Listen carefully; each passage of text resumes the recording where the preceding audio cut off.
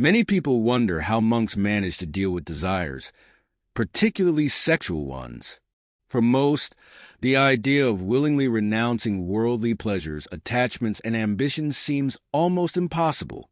People often assume that becoming a monk means completely eradicating all human impulses. But is that really the case? The truth is, becoming a monk doesn't instantly remove desires.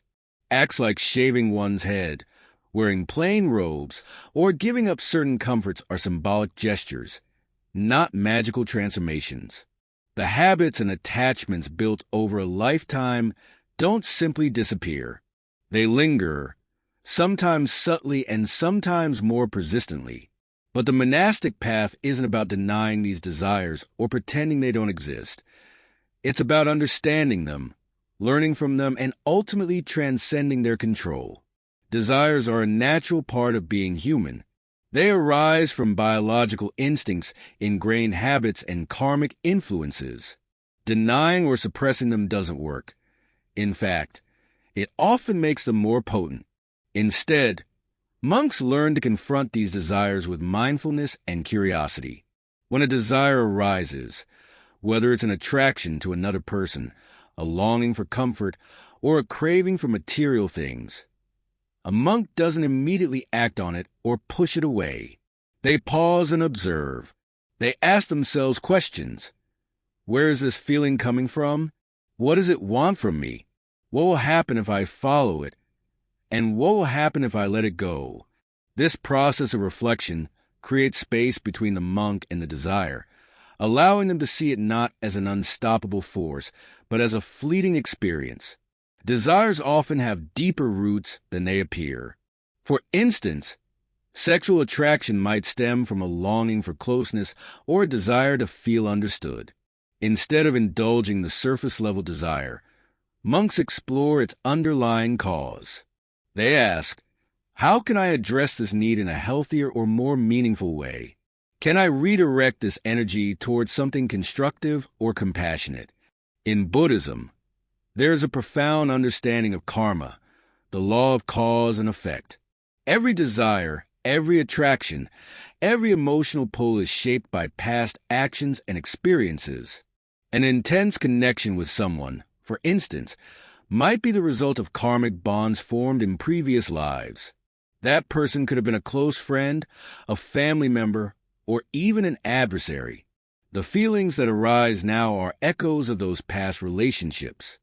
However, just as karma creates connections, it also dissolves them. No attachment lasts forever. Relationships shift, desires fade, and what feels vital today may seem trivial tomorrow. This understanding of impermanence is central to a monk's practice. They remind themselves that clinging to desires only leads to suffering because the things we cling to are always changing. But this doesn't mean monks are devoid of emotion or compassion. On the contrary, they cultivate profound empathy and loving kindness. When they feel desire, they don't see it as something to be ashamed of. Instead, they transform it. Rather than wishing to possess or control, they wish for the happiness of others. This shift from self-centered longing to selfless love is one of the most beautiful aspects of monastic practice. The path of a monk is not without challenges. There are moments of struggle, moments when old habits resurface. A monk might recall the pleasures of their previous life, the warmth of a romantic relationship, the joy of companionship, or the excitement of new experiences. But rather than being consumed by nostalgia, they view these memories as opportunities for growth. They remind themselves that these experiences, however joyful, were also transient. Monks also engage deeply with the reality of the body. They reflect on how much effort people invest in maintaining appearances, adorning themselves, seeking pleasure, and striving for physical perfection. But the body, no matter how much care it receives, is subject to aging, illness, and death. For monks, this isn't a morbid thought. It's a liberating one. By accepting the body's impermanence, they free themselves from being controlled by its endless demands. Meditation is central to this practice. Through meditation, monks learn to quiet their minds and observe their thoughts without attachment. When desires arise, they watch them come and go, like waves on the ocean. They see how these desires, which once felt so overwhelming, lose their power when observed with detachment. The monastic life isn't about rejecting the world, but about seeing it clearly. Monks don't deny the beauty of nature, the warmth of relationships, or the joy of life. They simply understand that all these things are temporary. By appreciating them without clinging, they find a deeper and more lasting peace.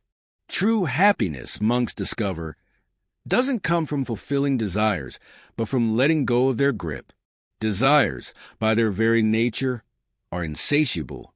Satisfying one leads to another, creating an endless cycle.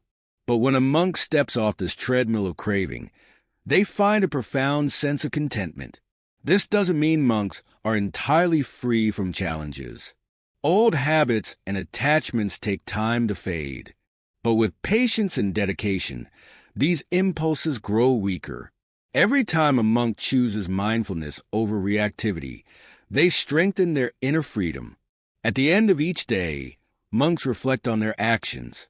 They ask themselves, did I live with integrity? Did I cultivate compassion? Did I stay true to my path? This nightly reflection brings a sense of peace and accountability. It also helps them face life and death with equanimity. This peace is one of the greatest rewards of monastic life.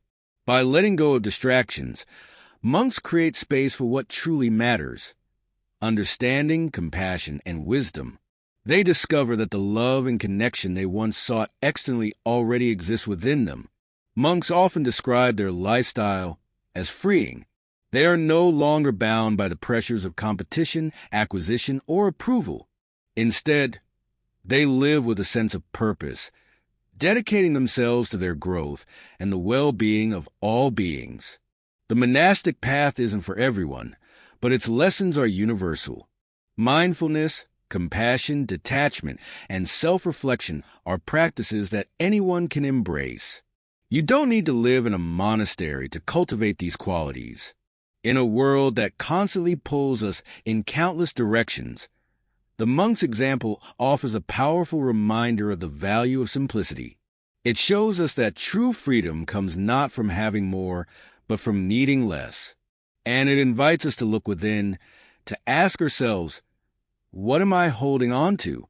What truly matters? And what might I discover if I let go? These questions may seem simple, but they hold the potential to transform lives. In seeking their answers, we might find a glimpse of the clarity and peace that monks devote their lives to achieving.